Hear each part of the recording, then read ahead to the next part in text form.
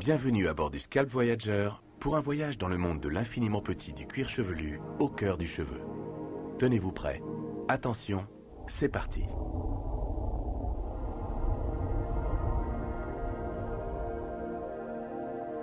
Après un rapide survol des cheveux, nous nous approchons du cuir chevelu où sont visibles les signes d'un déséquilibre fréquent chez les hommes comme chez les femmes, la chute persistante, qui se manifeste par un affinement et une perte excessive de cheveux. Les dermatologues considèrent que divers facteurs tels que l'hérédité, les hormones, les carences nutritionnelles, les changements de saison peuvent conduire à cet état. Mais tous s'accordent sur le fait que la chute persistante s'intensifie en période de stress. Les dermatologues sont aujourd'hui en mesure d'expliquer scientifiquement ce phénomène.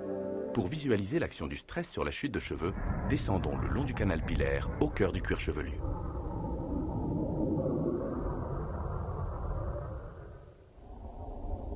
Pour l'homme comme pour la femme, le stress externe comme la pollution, les brushings agressifs, ou interne comme la fatigue ou le surmenage, cause l'apparition d'une micro-irritation indolore et invisible juste sous la surface du cuir chevelu, au niveau de la glande sébacée.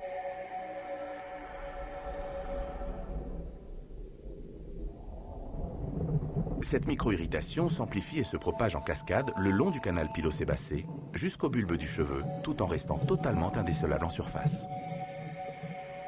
En réaction à cette agression, la gaine de collagène autour du bulbe s'épaissit et se rigidifie. Moins irrigué et moins nourri, le bulbe est progressivement étouffé et se miniaturise. Le cheveu s'affine et finit par tomber.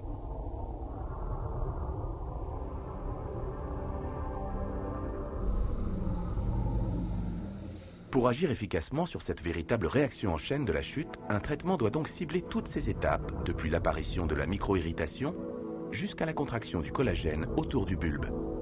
C'est cette exigence qui nous a guidés dans la formulation de Kerium Anti-Chute. La chute est freinée, la croissance est stimulée, la fibre capillaire retrouve corps et résistance. Nous sommes à présent retournés à notre point de départ. Merci et à bientôt pour un nouveau voyage à bord du Scalp Voyager.